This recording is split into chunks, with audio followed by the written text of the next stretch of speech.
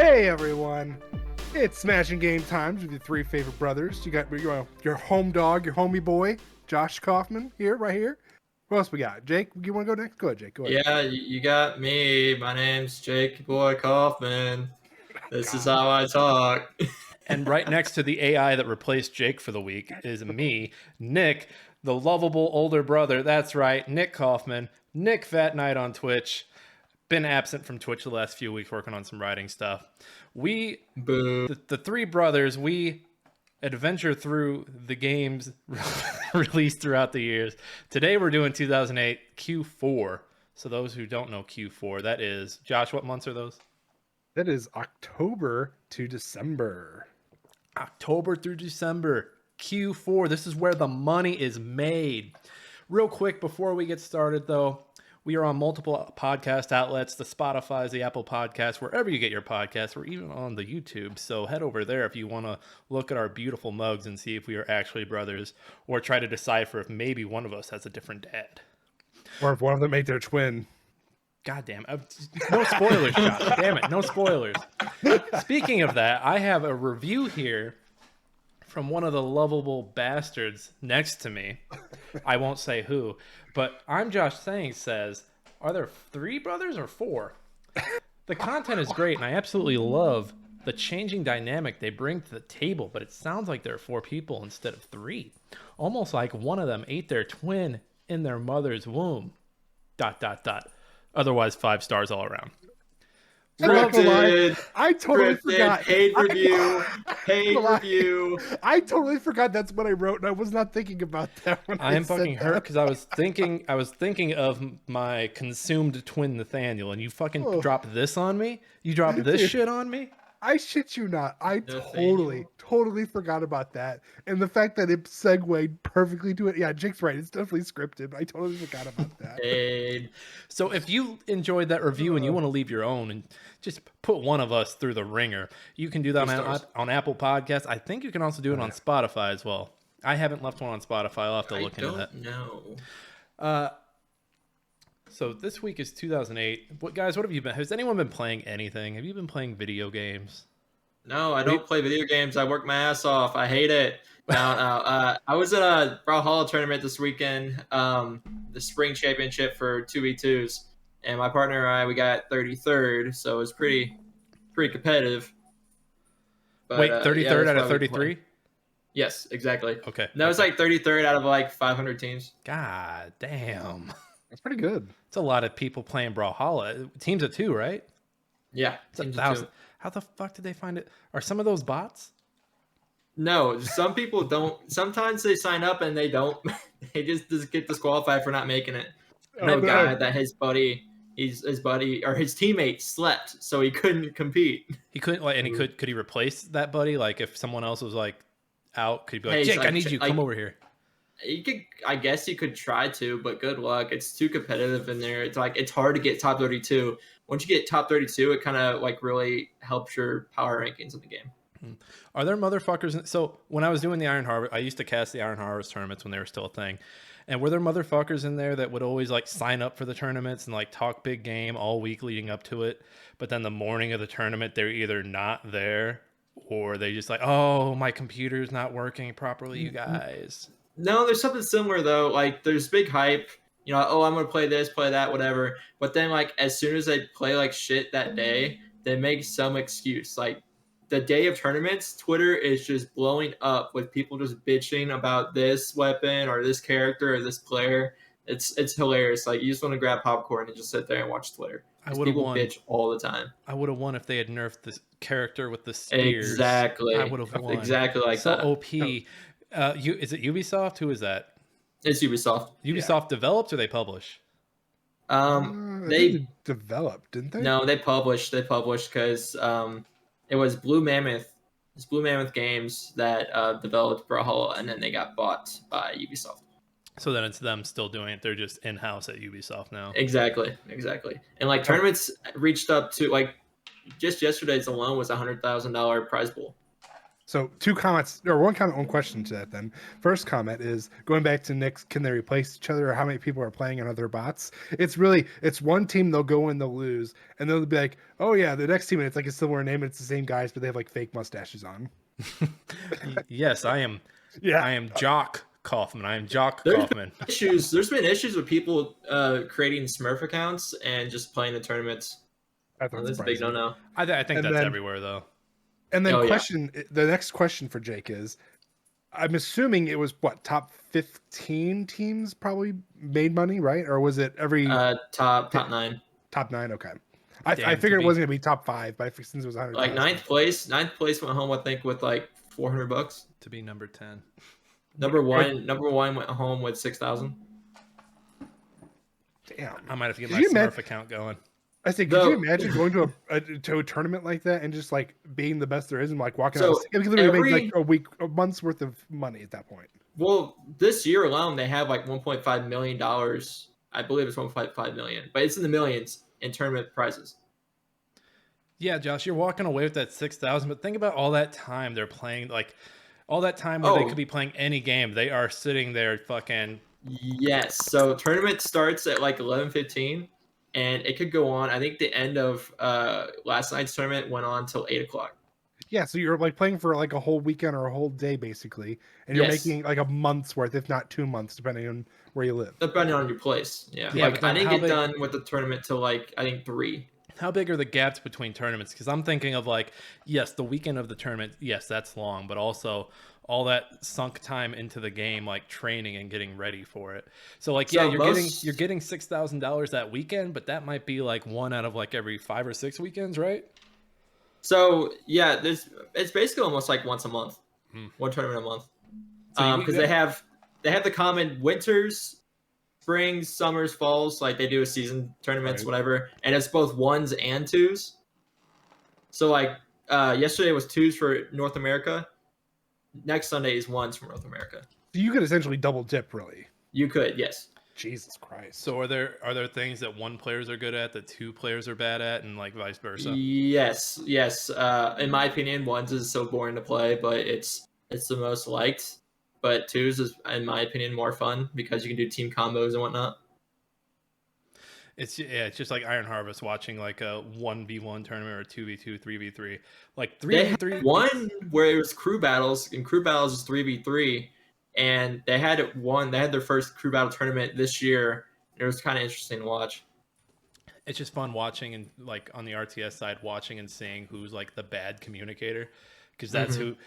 Like they may be like the greatest 1s player ever, but then you see him team up with someone and just watch shit fall apart because they're not like the other team is like not doing much more than them, but they're supporting each other, and the other guy's like, "Where are you?" Before COVID, they had LAN tournaments too. They would probably have like 3 or 4 LAN tournaments each year. And those had bigger prize pools. Josh, yes, what are you playing?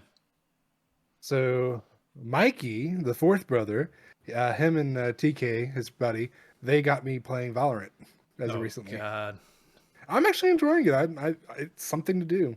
Everybody, welcome to the esports podcast. We are now smashing esports. I've also been playing Loot River. It's a game coming out here. Actually, I think it's tomorrow. Can you talk about it, or are you under embargo? I'm embargoed until tomorrow. But you can say that you're playing it. Yes, and it's honestly just if you haven't seen it, look it up. So far, pretty good. I'm gonna bet there's looting and a river. We'll just have to wait and find out. So I'm working on my early access review of Dune, which came out last week. Dune Spice Wars, and I was talking to a buddy about it. And I was like, man, it's an RTS 4X like blend, and I was talking to a buddy. I was like, these games are really long. And he's like more experienced in games like this. And he's like, don't write that in your review. They're going to think you're stupid. And I was like, I know this. It's just an hour, 2 hours for a match is just a lot of time when you really sit down to think about it. So I can talk about it. 'Cause I think, the embargo was up last week, but there's only single player right now. It's from the guys who did Northgard, which Northgard is great. I don't know. It's just very slow out the gate, which I'm sure that 4X, you're like working, you're building up your resources, your tick for tat, like, okay, if I give up this resource, I'm gaining in this resource. Then the sandworms are so damn annoying. Like, you'll be fighting with someone for a territory, and then like, oh, the sand is shaking, you better get out of there, your guys are gonna get eaten. And there was like one game where I had guys get eaten 3 times in a row in the same, like, we left, we were like, okay, peace times, we're gonna fuck off for a little bit. We came back to fight. Sandworm was back. All right, we'll leave. Come back. Motherfucking sandworm kept coming back, and eventually I was like, eat him. Just fucking eat him. I don't want him anymore. Just eat him. Did you consider not going in that direction? I really wanted that town. There was spice over there. That sandworm was like, dude, you're not gonna get it. I gotta have that spice. Oh, but yeah, so I'm reviewing that, and then I'm all reviewed up for a little bit. So today, Q4 2008, we've also got a speed cap from Josh. He's doing BRAID, the 2008 classic BRAID. He's got 5 minutes. We're shortening up the speed caps. We're cutting out the ums and uhs and the white noise. No, there'll be a lot more ums and ahs and I don't know, but it'll be more panicky, and like at one point I think you'll probably see me in a coma in the corner just crying and sucking on my thumb. I just want to watch you trip over your balls. Oh God! Red wire, blue wire. Which one is it? I'll give you a little hint. I put that together, so it's gonna be a good time. It's gonna be a good time. The score. Yeah, I was just looking at it. It's a shorter one. Because I took the 5 minutes into account. So yeah, you'll be fine. You're in good hands. Like a good neighbor. Before all that, let's talk about some games that everybody came to talk. You listen to games.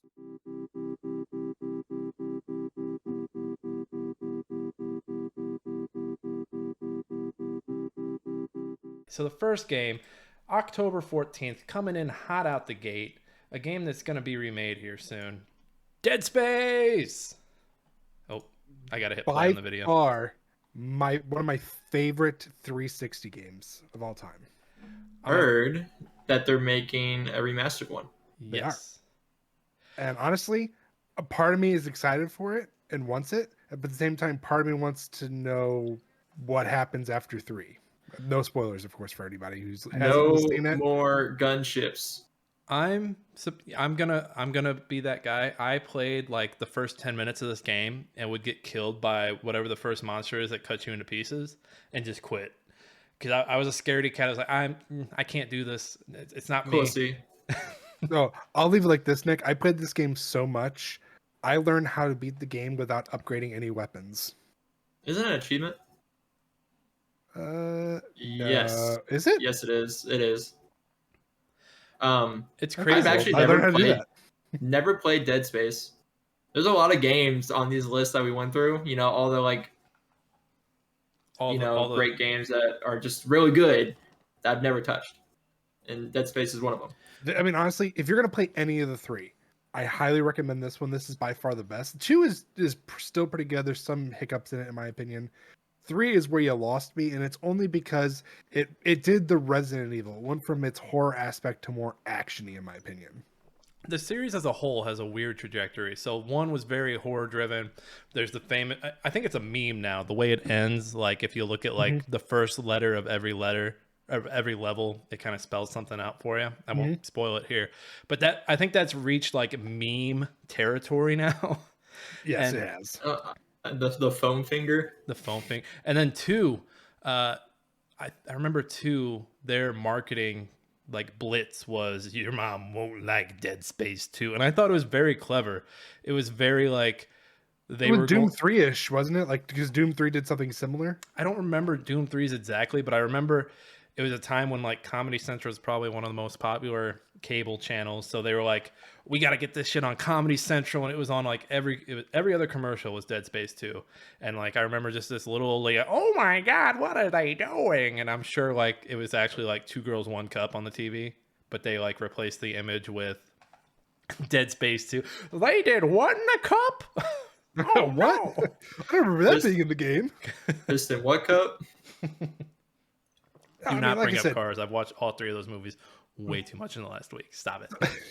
So like I said, the first 2, great games. I mean, honestly, Dead Space did something that we weren't seeing a lot of, and it was this horror aspect. Because at this point, horror games were kind of like being backpacked for like multiplayer, because multiplayer was the big hype.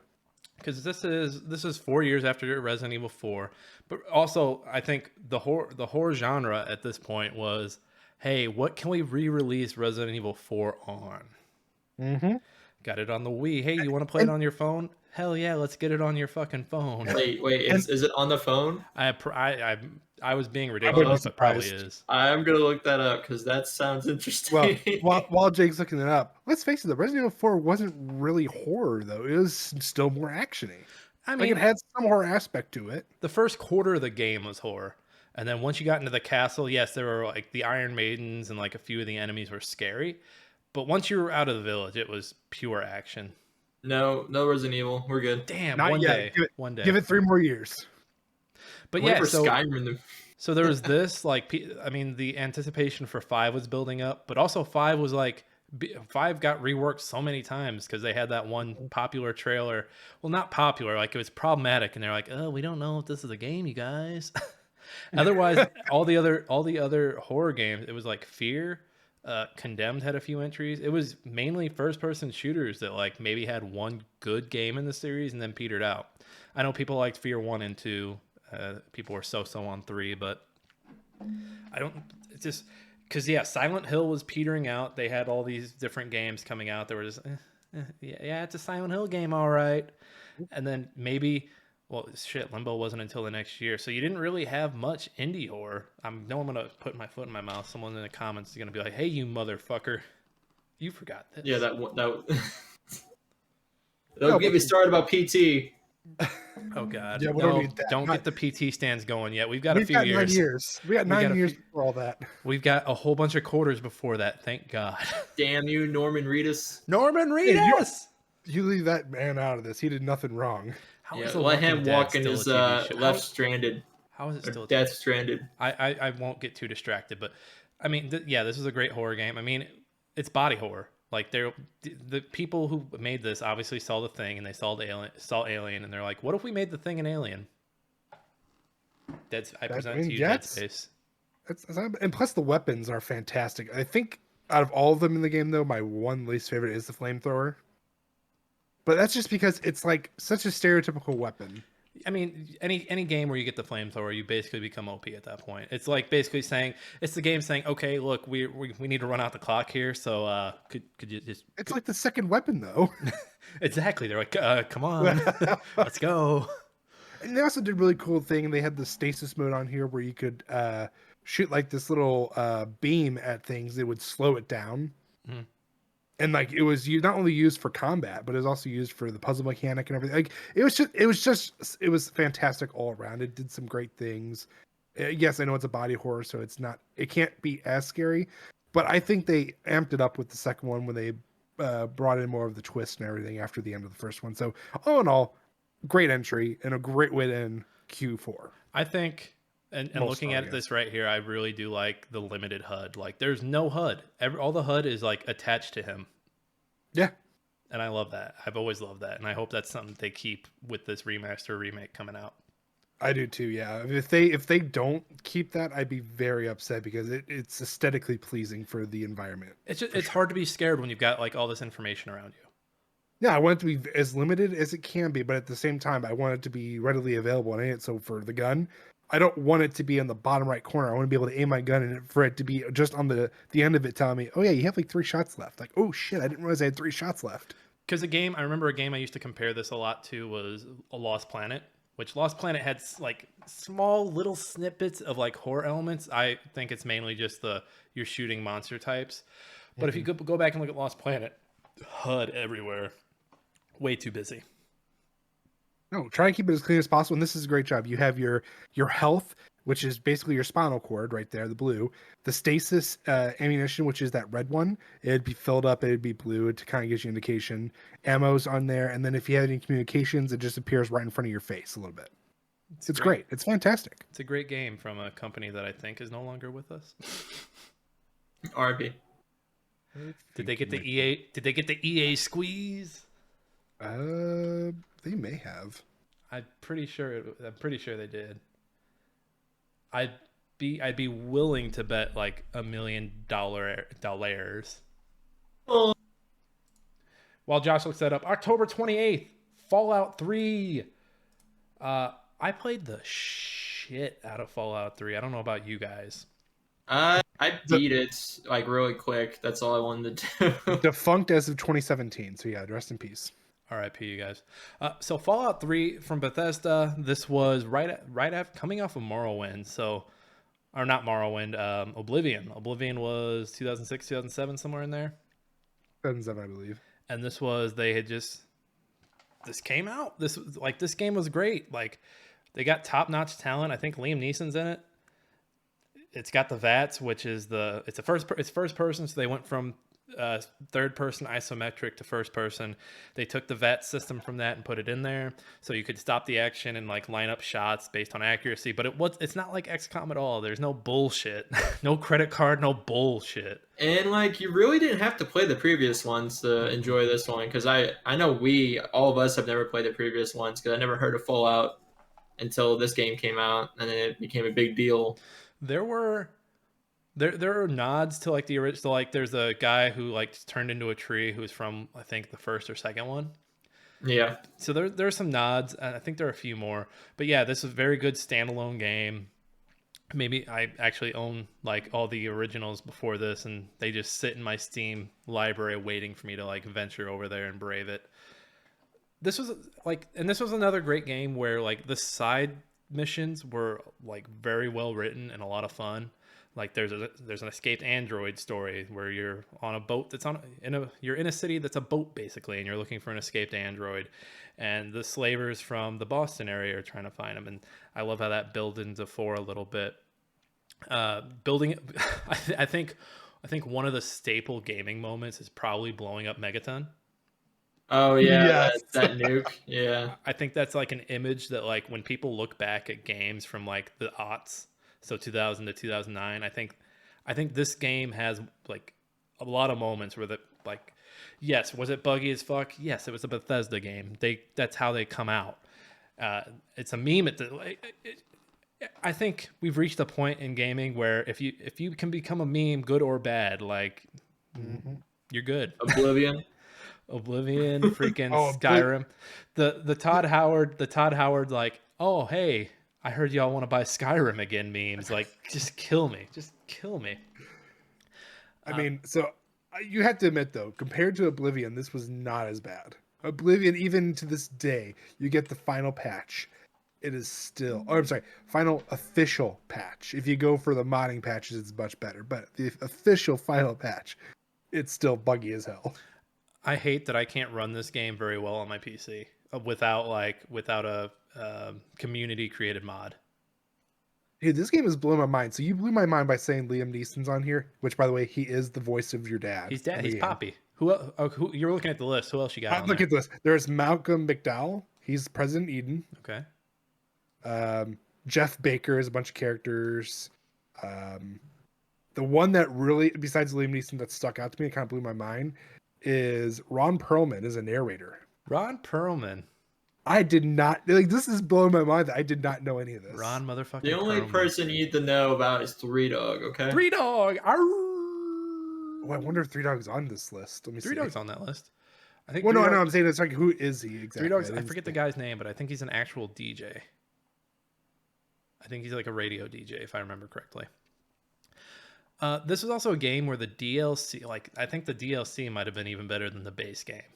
So they did, and this is one of those games where I can remember every piece of DLC they did for it. So they did Operation Anchorage, which was a VR pod where you went and played the Great War with China and Alaska. Mm-hmm. There was, I forget exactly what it's called, but I think it's called The Pit, where it's basically Mad Max in Pittsburgh. After that, they did like the DLC that expanded the end game. I think that was Broken Steel. And then after that was the best one, Point Lookout, which took you to, I think, the swamps of Maryland, if I'm remembering correctly. So much fun. Wasn't this like at the nation's capital, like where it takes place?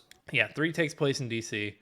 It's Point Lookout State Park in Maryland, by the way. Maryland, okay. Lookout. And you forgot one more. And then I was getting ready to name it. Okay. I think it was like Mothership Zeta or something like that. Yep. And that was the alien. It got a little weird with that one, but that was like that was them being like, okay, hey guys, we really need to focus up on this game. We're going to be putting out 1 million times over the next 15 years. So let's finish up this Fallout shit and get to the real moneymaker. I remember coming across for the first time in this game death claws. Fuck. Those things are terrifying. And oh my god, I know New Vegas is next year, but there's a death claw like quarry that if you like from the starting point, if you go immediately due north, like you run into it and it's just like a valley of death claws.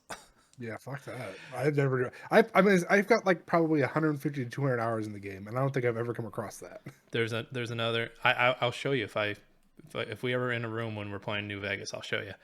There's another side mission in this one that I just thought of. The one where you go to the village, it's like an overpass, and they're like, people are being eaten and shit. What's going on? And you find out that they're like goth kid vampires in one of the nearby subways. It's just the most stupidest shit, but it's like, no, this is great. And it reminds me of the vampire kids from that South Park episode. We're not vampires per se.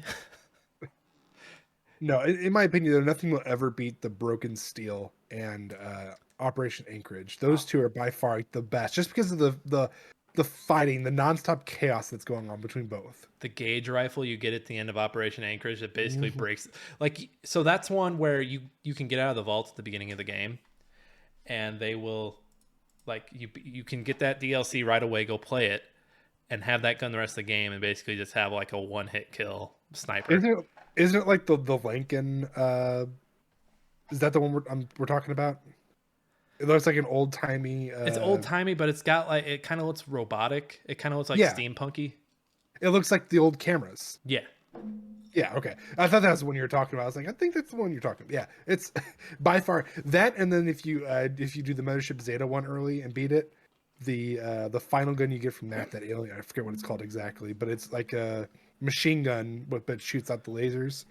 Those weapons would literally break the game. Yes. One last note I can think of is that guy's head popped off. The building at the southwest most corner is like an abandoned corporate building, and it's just crawling with ghouls. And there are ghouls that have lost their minds, and there's ghouls that talk and look just like Josh.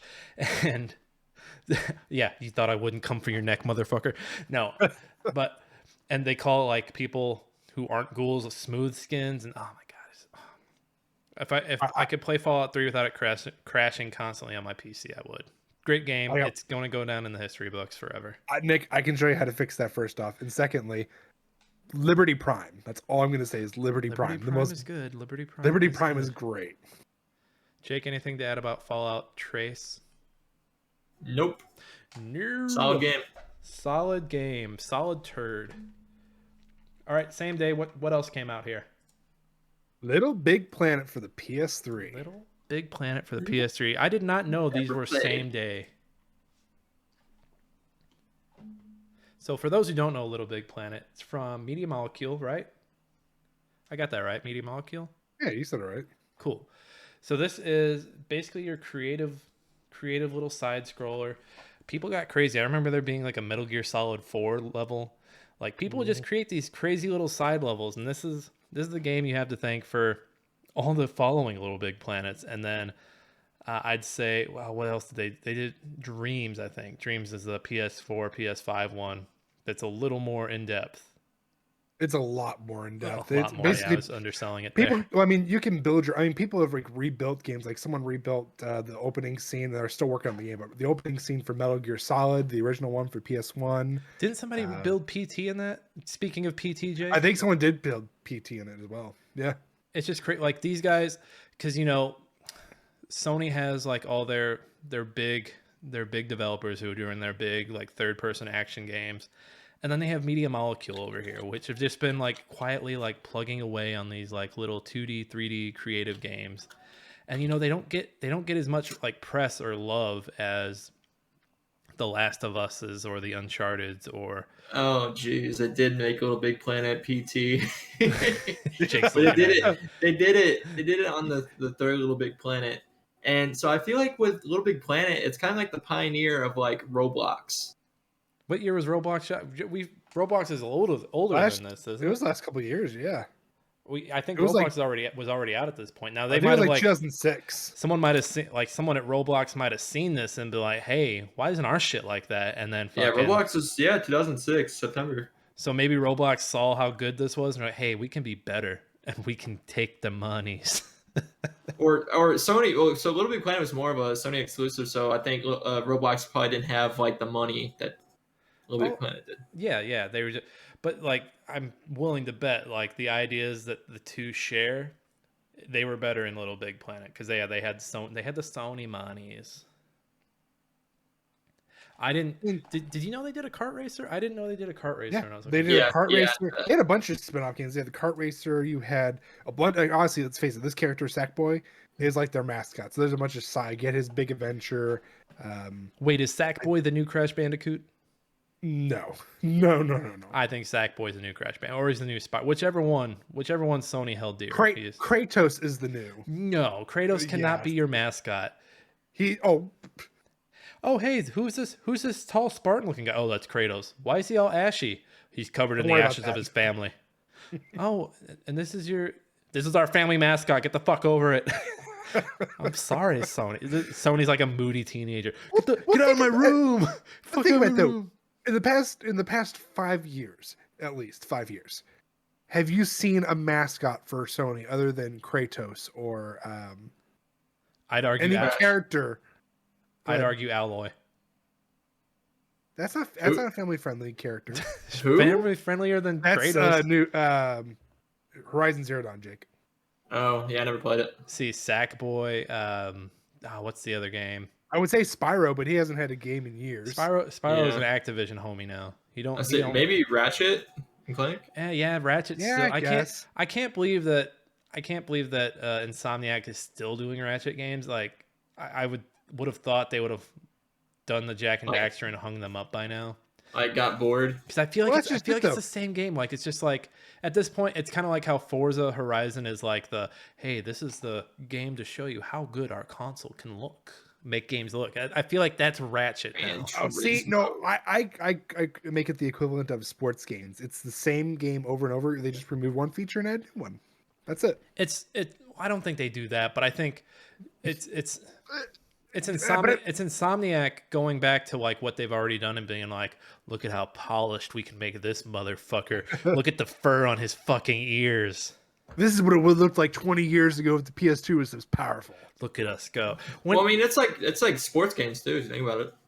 Well, that's what I'm saying though. Like it's essentially the equivalent of a sports game where you're like, okay, we're going to remove a feature, so we're going to remove like a weapon or something that was very controversial, and then we're going to add something, a new weapon or a new ability, and then we're going to just update the roster, so a new villain or a new. I mean, honestly, I politely disagree because those sport games are coming out every year. Like when Madden 2022 or 23 comes out, like they're already working on the next one. Like the Ratchet games, like I know I was just talking shit on them, but they're every 3 or 4 years. They're usually coming out with whatever the new console is at that time. Like they're not taking things away. Like maybe they're trying things with different guns.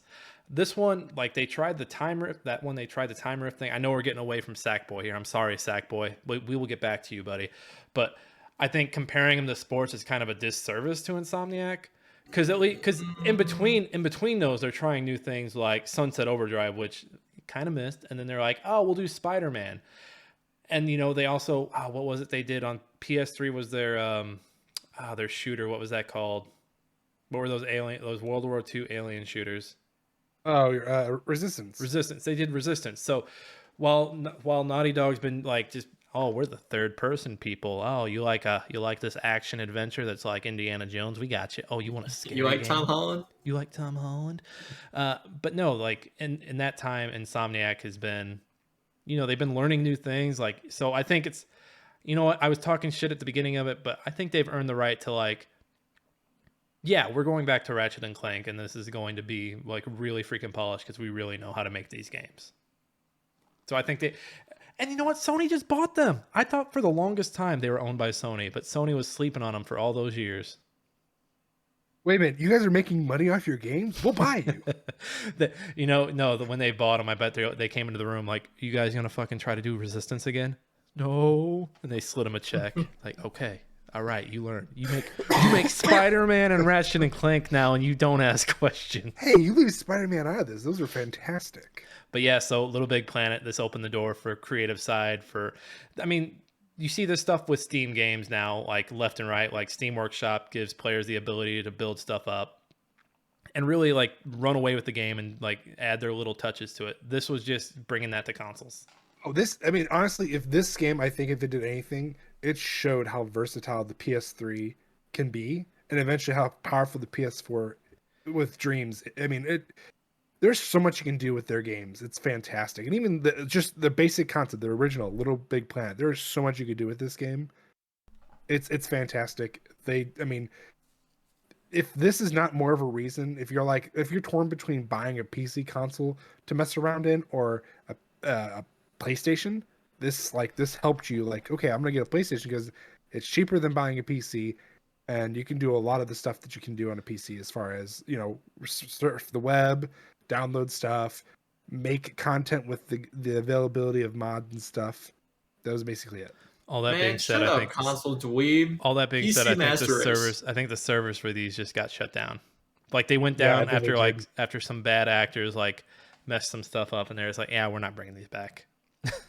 But they were also like, there was like barely any, like, I get it. I also think that could have been that might have been something a bunch of people got mad about, because Sony late last year was like making choices and then backpedaling when people were like, hey, don't do that. Okay, you mean like shutting down the PlayStation 3 store and the PS Vita store?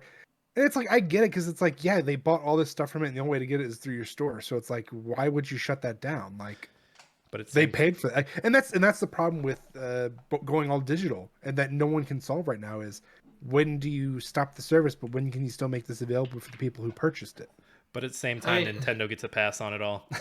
I mean, when's the last time you guys bought something like a video game at a store? At a store? A couple weeks ago? It wasn't at a store, but I bought this one off eBay. I bought this Titanfall sealed copy on eBay. I haven't bought a game. Like, I'll go look. If I go to a video game aisle in any store now, it just makes me sad. So I just don't go. Yeah, because it's all those like old games, and you see games that are like marked full price, $60, and you're like, no one's buying that. Video game retail. Get that online. Video game retail is FM radio. Like, you'll hear a song on FM radio in the Midwest. You're like, we got that brand new song. But if you have like Spotify or you have XM radio, like you heard that song 3 years ago and you're like, this isn't a new song. You go into a video game aisle, you see a new release. Like, hey, we've got, what's the new game that just came out, you guys? Halo. Hey, we've got brand new Halo Infinite. And that's like on the end cap, like the new thing. You're like, guys, this came out in December. What are you doing?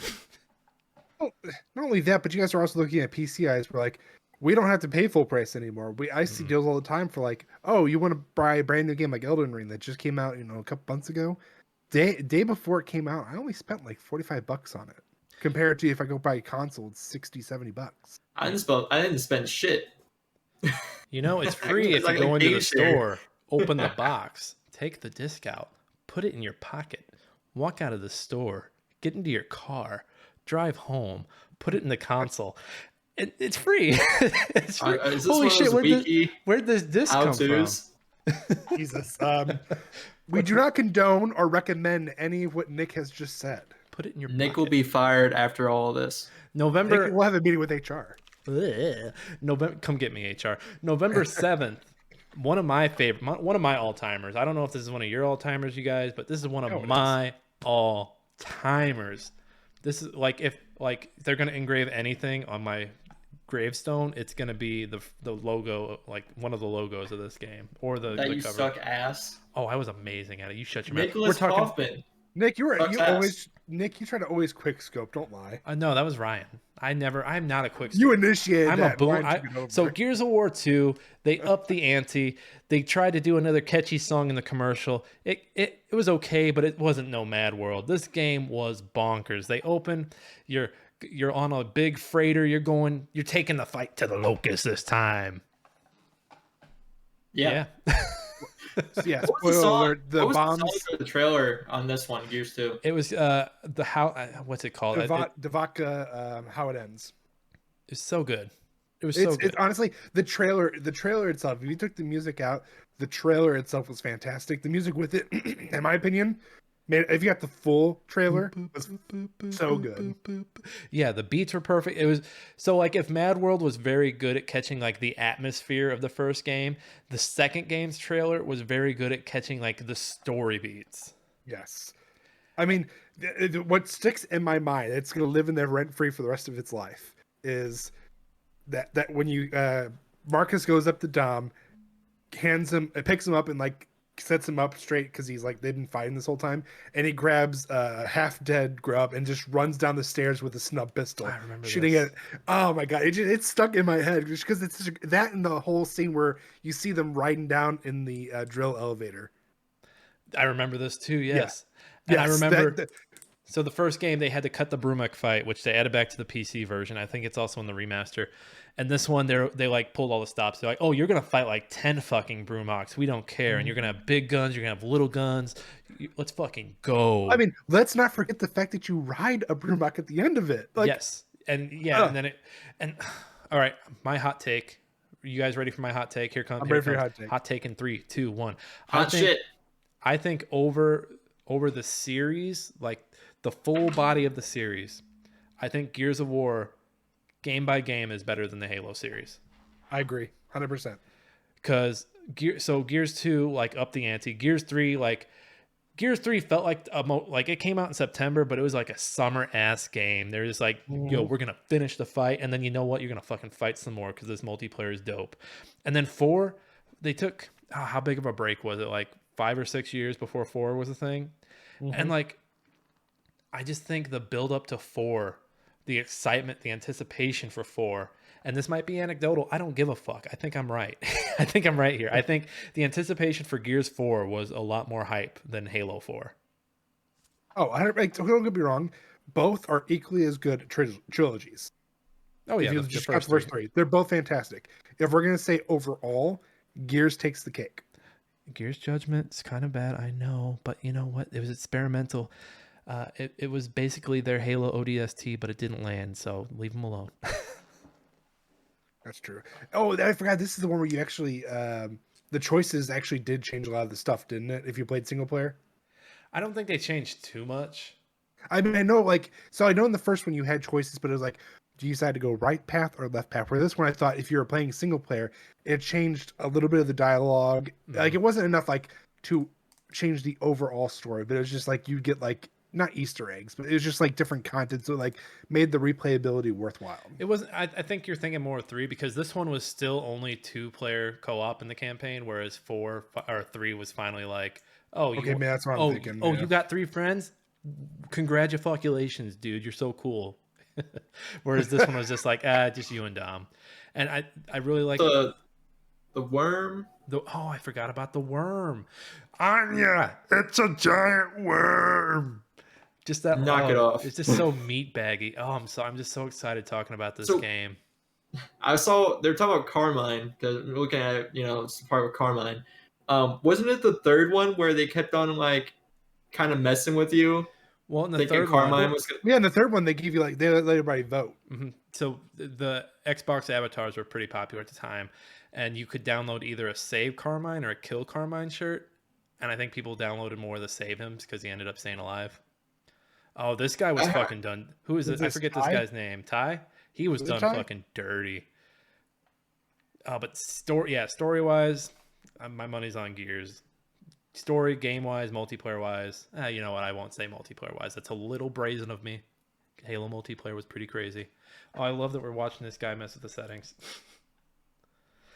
I forgot about the secret base where they found out that people are experimenting on people and locusts and basically combining their DNA or fucking around with something.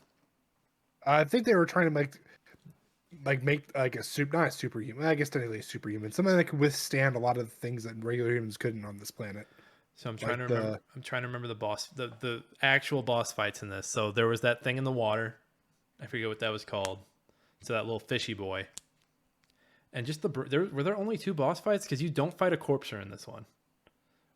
You also don't fight the berserkers. The berserkers, I think for lore reasons, the berserkers are absent because the locust took a hit at the end of the first one and needed to repopulate, and the berserkers are what they use for repopulate. Yeah, you find. I think it's one of the books. Don't you find out like they held them up like in the deepest part of the planet so they could replenish their numbers. It's kind of fucked up because like they're very violent, so they have to chain them down. So it's kind of rapey. Like very rapey. Like it's one of those lore things where you read it and you're like, oh, that's gross. Like, ugh. Yeah, wasn't it the only thing they wouldn't attack was the queen? I can't 100%. I thought there was so I get the books and the games mixed up, but I know they have to intertwine at some point. But I think it's like the only one they're not violent to is the queen. I saw a picture of one of the books, by the way, and I got really nostalgic and wanted to read it. Hey, off topic though, Gears Tactics. Has anyone tried it? I have it. I've started it. It's pretty good. It's XCOM, but I think a little easier. Now, is it only like story? No, Multiplayer, competitive. Yeah, no competitive. Yeah, just story stuff. And I think there's like an endless survival mode. I'd have to. It's one of those games where I played for like an hour and I just haven't been back to it yet. But what I was playing of it, I enjoyed so far. Anything else on the greatest Xbox 360 game ever conceived? paid. He's paid. He's paid. The Reaver fight's the only other boss I can think of, Nick. Scourge. Oh yeah, Scourge as well. Yeah, Scourge is kind of forgettable. he looked cool. He's cool, but he's kind of forgettable. They were like, "Hey, what if we gave him dual wielded chainsaws?" Yeah, fuck, why not, Cliffy B?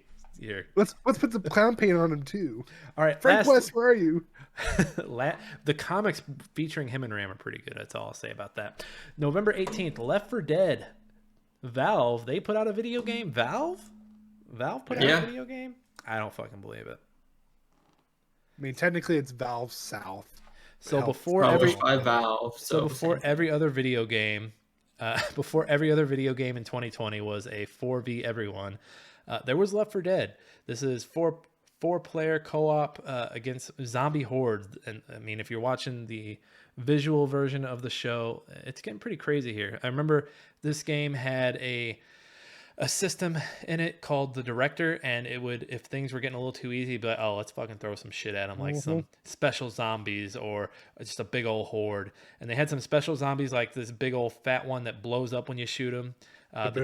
The tank, which so that was the boomer, and then the tank, which is like just this big old tank, a big old bullet sponge that'll like one hit you. There was the witch who, if you disturbed her, she was like a one-hit kill, so you kind of had to like creep around her.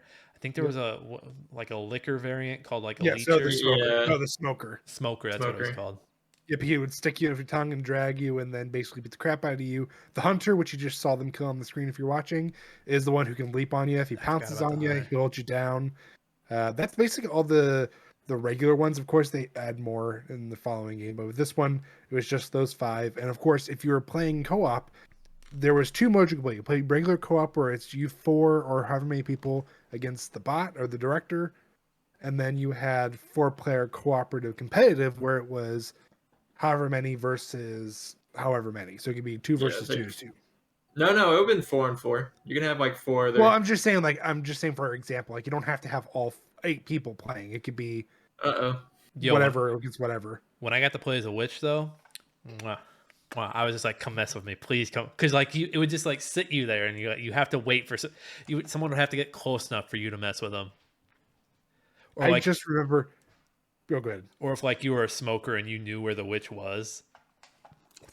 That's why I love this. That's why I loved being the smoker. I would wait until they get into like crowds of this, and I would drag somebody far away from the group. Oh, it was so much fun. This game was amazing, and I really think that 2 coming out as close as it did to this really tarnished this game. It really split up the player base, I feel like. Well, then the second one. So that's the interesting thing. So they had the second one come out, and then they had all the DLC. But this is what got weird is, and I still don't understand it. And I'm hoping I'll do some research into it. I should have done for this, but I'll wait for 2. But at some point, they combined the games to an extent. Like, if you pick the first one now, you've got not only the first set of campaigns and its DLC, but you also have all of 2, and you can play all the characters. Like, it's weird. Like, I don't know if they ever officially got announced what happened, and I'm sure it did. I just never paid attention to it because at some point, like you said, Nick, the community got split between this and 2, for sure. Like, everybody, I think 2 gets way more praise than 1 ever did. I love 1 way more than 2. I like that they're doing what, for better or worse, what Activision is trying to do with Overwatch 2, where like it's Overwatch 2, but it's still Overwatch 1. Well, so what they did better though is I think Left 4 Dead 2 at least looks better. Or I don't know if you've seen a lot of the meme comparisons where they're showing like the same maps from 1 that are on 2 and how they look. 1 looks way better. Like, is that a witch? Like, oh, sorry, I got scared there for a minute. There's a zombie just standing there. There's like a meme picture where it shows like stained glass and it'll like show the reflection of the light coming off of it. Mm-hmm. And on 1 it looks really detailed and nice. Where you look at 2 and you're like, what is that? It's just like a bunch of blurb colors. It's the Spider-Man puddles all over again. I do love the irony that, you know, the joke is that Valve can't count to 3, and they put a fucking 4 in the title of this. Well, that's the joke is they can't count to 3. They go straight to 4. They're just like, hey, fuck you guys, like, and you know there's a documentary by No Clip that just came out that I want to watch, where I think they got to play like a build of like a version of Half-Life game that got canned. Oh, that's the tank. That guy is deadly. That guy's dead. He's gone. Yeeted. This game was fun. I think it's still on Steam. I think there's still a lot of people playing it. It's still played. It's still people still play it. Yeah, you can get it for like $1.99, and I'm watching this right now. I'm half tempted to get the homies going on it. I've got both of them, so I might have to take you up on that. Also got both of them. Anything else on Left 4 Bread? Not Left 4 Bread, but I do have a question in your guys' opinions. I just want to see, just to start up some stuff. All right. Let's Half-Life Alyx. Okay. Do you consider that Half-Life 3? Yeah. You know what I think? I think, honestly, I bet in-house they probably call that Half-Life 2 Episode 3. I could see that. Yeah. I bet that, because it's good. I haven't played it, but I've read reviews. I've seen people play it, and it's good. I'm over, and then you can play it. The physics are really good. For like a VR game, it's very, very good. Actually, Nick, if you wanted, ask me to borrow my Rift, and I'll let you play it because your graphics card can do it. That's expensive. No, it's not. I can let you play it. We can just borrow my Steam library. I can let Jake borrow it. I'll think on it. I do think. No, I do admire Valve that it feels like they don't want to put a game out. They don't want to put a new game out in a series that is well established if they're not doing anything new with it. So I don't know if you guys saw the news, but I think one of the old directors of some of their games is like, hey, let's do Portal 3. Like, he was just on a podcast like, hey, Gabe, why aren't we doing Portal 3? So like there's clamoring in-house. I mean, yeah, they're making all their money on Steam, and they don't ever have to make another game for the rest of their lives. And Dota. I'm not gonna lie. I think they were more. I think they were more worried about getting the Steam Deck out, and I'm glad that it's finally out because it's definitely shaking up the console world for sure. It's showing that you can. No, God, I hate you, Jake. Wait, what did he say? I missed it. My ears. I asked him if he has it. Are you waiting? No, I don't have it. I know. I plan on buying one here probably by Q3 or Q4. I honestly like anytime I hear someone talk about it, they're like, "Oh, it's so loud." Like loud as in like audio wise? Like the fans.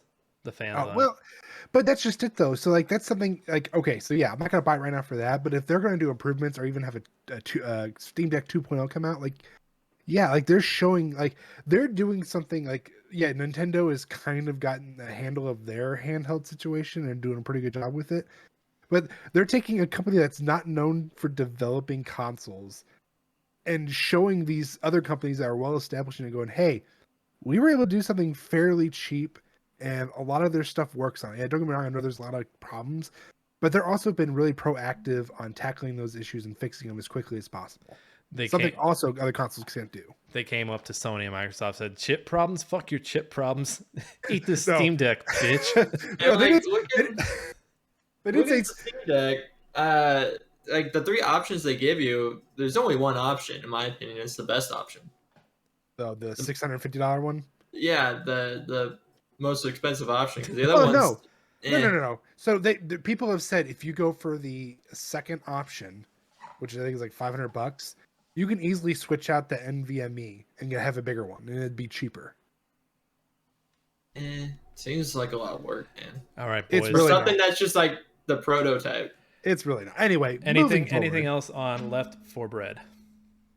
Give it a try if you haven't played it. Highly recommend it as well. It's also a really great 360 game. You can get it for $1. So those were the last 4 games of 2008. What a freaking year it was. Like, when people look back, people are always very nostalgic for 2007 because of Halo, Mass Effect, Assassin's Creed for some reason. But I think 2008 like stacks up there with it. Like, I would say at least end year. Yeah, the last 2 quarters for sure. It definitely there was actually a bunch of games we didn't have on this list that like deserve praise for it too, but these ones just stuck out so much more. Gears of War 2, game of a generation. That generation now is silent, and I hope they rise up. Gears 2, homies, where you at? All right, what do you boys say we do some news real quick? Let's do it. Read all about it. Latest football scores. Morning paper. Morning Star. Paper, mister? It's time for old news. All right, we got some quickie news. Good old come home for a quickie news quickie.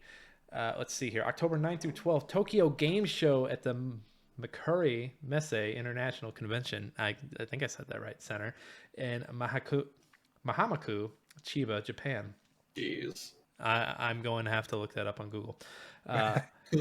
So I'm doing it right now. The most featured game that year. Jake, did you hear the conversation earlier? Yeah, Bayonetta. Okay, it was Bayonetta. Which Bayonetta is that Nintendo exclusive, that whole series? Yes. No, it's not. Or is it just 2 or 3 that I'm thinking of? So 1 was released on basically like 360, PS3, Wii U, and stuff like that. And then Bayonetta 2, I think at one point was only exclusively Nintendo, but I think they re-released it for. God, I know it was Nintendo Switch. What was the other one they re-released it for? Was it PC? I'm not 100. That's why I'm asking you. Well, are these the Makuhari Mesa? That's how you pronounce it. Is this the same team? Thank you, Jacob. Thank you, Google Jacob. Is this the same team that did Devil May Cry originally? I think so. I think it is. Yeah. I think so. Hold on. We're confirming right now. Jake, distract him. Ladies and gentlemen, Hacking, we are confirming. enhance. We are hearing at this moment. Boop, boop, boop, boop, boop, boop, boop, boop, boop, boop, coming live. News from 2008. No, it was Platinum Games. Platinum Game. Okay, I forget that was Platinum. And Sega. For those who don't know, they did Vanquish, Metal Gear Rising: Revengeance, Star Fox Zero, Star Fox Guard. Oh God. Nier Automata. Yeah, they did a bunch of games. I like how much that senator character in Metal Gear Rising is a meme now. It's like, sure. Where did it even come from all of a sudden? I don't know. People saw him and they're like, this guy is thick. Let's make him a meme. So like the big 3 I see is when he hugs Raiden, when he rips off his shirt and transforms, and then when he's sitting inside, I guess what it's technically the Metal Gear of that game. I don't know, man. It's some of the stuff he says too. It's the dialogue. Like he's kind of been a meme for a while, but I kind of hate how like it's old and all it takes is like a few kids. You know to make it something that's been around for a while. You know what it is? Yeah. You guys know that Facebook clip that goes around like from that HBO show newsroom or showroom or whatever, where like they're in a seminar at the beginning and the college girl gets up. She's like, why is America number one? And then Jeff Daniels or whoever the fuck that is. I almost called him Jeff Bridges. America's not number one. He's like, we haven't been number one in this and that and this and that and this and that. And that's like the only watchable part of that show. I think these memes are like the only like watchable part of that game. Because yes, the character makes some good points that are like, if you look at it now, you're like, yeah, the writing was on the wall. But it's like you have to play the rest of this game to get to it. I take it back. It's not only the senator that's been popping up. I've been seeing a lot of Jet, who is technically like the antagonist of the game. He's the other samurai guy. Because I've seen the one where he's like all the explosions happening around him. He's clapping, and then there's one where like he just kind of looks around. And he's like, yeah. Like, what kind of relevancy did we get all of these Metal Gear Rising? I mean, an almost 10-year-old game at this point. I think we're gonna have to start doing game meme of the week. Only reason I'm allowing so much meme talk is Okay, because it's a light cutie news pie. week. Okay, Game cutie meme, pie. game meme of the week. Meme review. Meme review. The only other news: BlizzCon 2008 was in Anaheim. Diablo 3 third playable class revealed. Wizard, you're a wizard, Diablo. And then StarCraft 2, the single players were split up into a trilogy of games. But everyone who's played StarCraft knows that. Wings of Liberty, Heart of the Storm, and Legacy of the Void. I hear Heart of the Swarm. I'm sorry, Heart of the Swarm. You're gonna get us like canceled. You think I'm scared of those StarCraft nerds? StarCraft 2 boys are gonna come after us. They're gonna be like, "Hey, we heard you don't like StarCraft." Yeah, you know their APM is impressive, but can they beat me in a thumb war? I doubt it. Put up your ass. Okay, now we have to be an explicit episode. Well, we've already dropped all We the already F-bombs. did it. Yeah, you dropping F-bombs and then all of a sudden you want to say freaking. I'm like, friggin'. where'd that come from? We just keep it on with the F-bombs. I'm trying to clean it up, okay? All right, so Josh, are you ready for your speed cap? Just say yes. Yeah, let's do it. All right, speed cap time, baby. All right, everybody, it's speed cap time. For those who don't know, speed cap, think like a speed run, but it's some dumbass on this show going over the synopsis as fast as they can. We used to do 20 minutes. We embraced chaos. We're doing 5 minutes today. Josh will be covering 2008's BRAID from Jonathan Blow, that beautiful mind who gave us BRAID and The Witness. I've only beaten BRAID. I haven't beaten The Witness. Josh, you ready for some hints there, bud? Yeah, drop that hint. If you don't make this, we're gonna have to emotional battle you. Okay, so there are only... Hey, Jesus, Jake. There's 60 points possible. I only have 12 things you have to cover. 12 things. That's your hint. Well, that's a very bad hint. Think gameplay. Also think of like the different worlds within the game and what that means. Okay. Hey, yeah. All right. You got 5 minutes. We're gonna put that on the clock when you are Wait, ready. so just to clarify, I don't have to do any of the story. It's just No. literally... You there's some because I'm doing story too. There's some Okay, story okay. stuff. I'm just saying, like, there's some gameplay elements. For those at home, we do have a scorecard. We have a PDF version in the show notes if you'd like to play along and see how bad Josh does. We'll also have his final score in there as well. Just don't look it up while you're driving. Just do not look that shit up while you're driving. Hand it to the passenger and have him read it aloud. And I'm gonna go ahead and throw a spoiler alert ahead of time. Yes, if for some reason you weren't sure if we were going to spoil it or not, yes, spoiler alert right here. All right, Josh, you ready? Yeah, let's do it. I will start the clock when you see it on my screen and it hits 5. You have 5 minutes, sir. All right. All right, I'm hitting the button in 3, 2, 1. Go. Okay, there it is. Okay, go. Okay, so plot. So basically, you're playing as Tim. He's trying to rescue the princess. You run through all these worlds, and you kind of get like a lore of what's going on. Because like you really just start, like, hey, you're finding a princess. But as you go through each world, it kind of gives you like scripts and understanding what's going on. Kind of gives you Tim's relationship and the relationship with the princess. You're going through these worlds, and you find out that she's being chased by a monster. And is trying to escape it, and you're trying to save her. As you play through each level, you start to realize that there's something darker going on in the background. You get all this extra collectibles that eventually unlock an extra world. You go to this extra world, which is like the original world, because it starts out like you go world 2, 3, 4, 5, 6, and then technically 1's hidden. And you kind of find out that all these other worlds were playing in reverse, and you were playing normally. And if you look back at it, it shows that the princess has been trying to run away from Tim, who is the monster, and is trying to get rescued by the knight.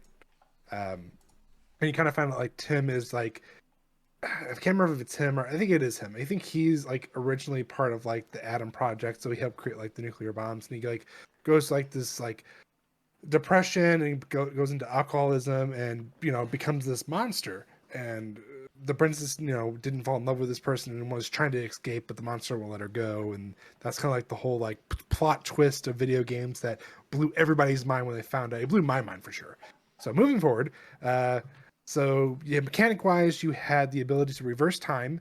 I believe you also had the ability to speed up time eventually. I think it's like 3 or 4 levels in, you finally learn how to do that and stuff like that.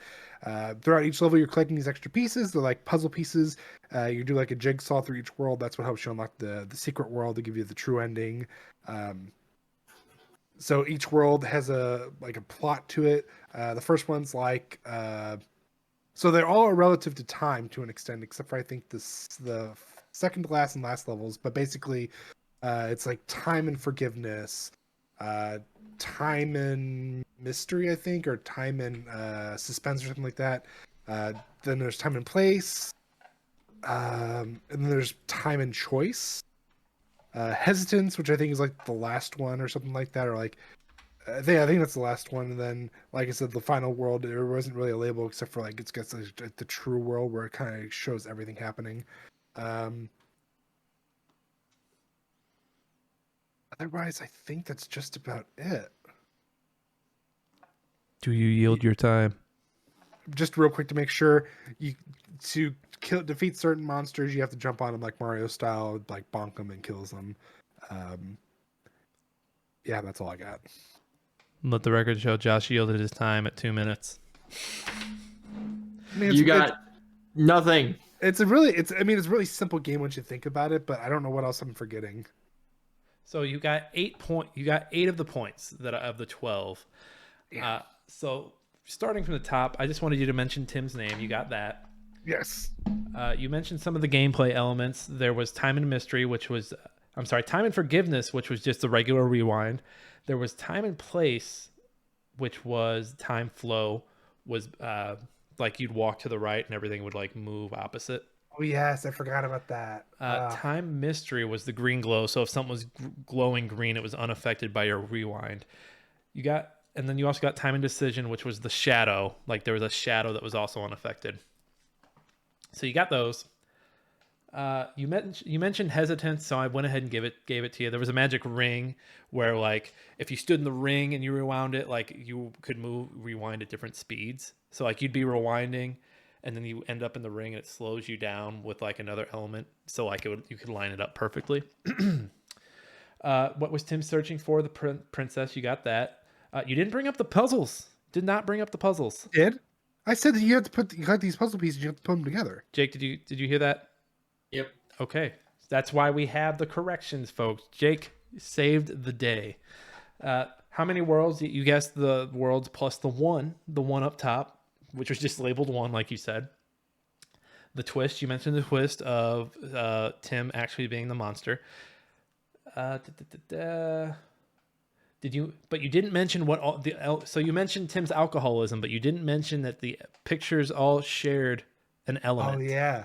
He's always reaching for a glass of alcohol, whether it be wine or. Yep. Right. Yeah. Yep. So even in the one picture where he's getting hot and heavy with the princess, he's reaching back for the wine. Like, I love you, girl. I love you. Named the developer of the game. You did not mention Jonathan Blow. You didn't mention Jonathan Blow. And he was mentioned in the beginning. Josh, that rookie beautiful mistake. Mind. That beautiful mind. Mistake. The only other one you didn't get was time and decision. You said time and choice, and I was like, no, I'm going to be picky. I was hesitant. I'm going to be picky, and I'm not going to give it to him. That's fair. That's fair. So at 10, let me recount that. 1, 2, 3, 4, 5, 6, 7, 8, 9. At 9, that's 45 points. Boop, boop, yeah. Boop. Give that man 45 points. He did it. I didn't fail. I think it's the first time I did really good in a long time. I like 5. I like 5 minutes. This is usually stuff we reserve for like when the show's over to talk about, but I really do think 5 minutes might be the new norm. Might be the thing in the future. You know, it's really good. All right, so next week we adventure into 2009, and what a dumpster fire of a year it was. Not to spoil anything, but it was. I mean, do we have a taste? Did anybody look at the list? Off the top of my head, I did. When I think 2009, the game okay, hold on, real quick. I know we're running a little long. When you think 2009, what game do you think of? I have the one. I'll say it. Don't copy mine. Halo ODST is mine. Oh, but that's just the whole 2009, right? Not part 1. Yeah, when you think all of 2009. Like when you think back. Hell War's in there. Yep. I'd say Killzone 2. Killzone 2 was 2009. Oh my god. I mean, yeah, there's a bunch. I mean, there's a bunch. It's a huge dumpster fire for sure. But there's Assassin's Creed 2, Borderlands, Infamous. It was a weird year. Uncharted 2, Left 4 Dead 2. Like there's some good nuggets in there, but there's just way too much shit. Plants vs Zombies. Oh god. Surprisingly. Oh god, that might make a list. Okay, but that was just a little taste of 2009. If you want 2009, you got to come back next week. All right, everybody. As always, you can find us on anywhere where you get your podcast. Please, if you haven't already, leave a like and a review wherever you get your podcast. We really appreciate that, and we would read those out loud for everyone to hear because we love you guys. We love you. Notice me. Notice me. Notice me, senpai. I am Nick Fat Knight on Twitch. You can find me at Twitter at That Kaufman. Haven't been streaming the last few weeks. I think my darling wife and myself. You ever watch Wheel of Fortune? And like they're like, oh, I've been married to my beautiful wife. Like they always have some adverb to add. Like, oh, my delicious wife. Jesus. But me and Lane are going to probably play some Heavy Rain on stream this week. So that's what we're up to. What about you, Jake? Wheel of Fortune. Speaking of like shows, like TV shows, I actually caught up with all Stranger Things because Stranger Things 4 comes out this month. So I'm actually really excited about that. But with my new full-time job I started last week, I am changing my streaming schedule to probably weekends only and Mondays. But I am coming out with a video series called Get Good, GHIT, where I go in depth with how to get good at certain games. He just has to get good at them before he can start the series. True. I'm starting off with Brawlhalla because I know more about Brawlhalla than anything else. And that's Jakey Boy. That's Jakey Boy Kaufman on Twitter. You can find me at Jakey Boy Kaufman at Twitter, Twitch, and YouTube. Anywhere. He's also on Instagram. Josh, where can the people find you? And did you stream last week? You can find me on Twitter. Actually, no, you can't find me on Twitter because we're working that. Sorry, still. And no, I did not stream last week because I came up with a new pet project. Pet. I don't like the use of that word right there. Okay, I'm working on a new project. What are you working on? I'm working on YouTube horror shorts. Oh. I have one in my head. Have you heard of 2-sentence horror? Josh doing 3-sentence horror. They said it couldn't be done, but he's fucking doing it. He don't care. I'm doing it. Yeah, so that's where people can find you. Let us. Yeah. You gotta drop the link and let us know when that first one goes up. I've got to get everything planned out first. So all right, keep an eye out for Josh's 3-sentence horror coming soon. All right, everybody. This has been a great episode. 2008, what a year. My hat is off. I'm not wearing a hat. My headband is off to it. Everyone, this has been Smashing Game Time. We hope you had a smashing game time with us. We'll see you next week. Everybody, good night. Bye, everybody.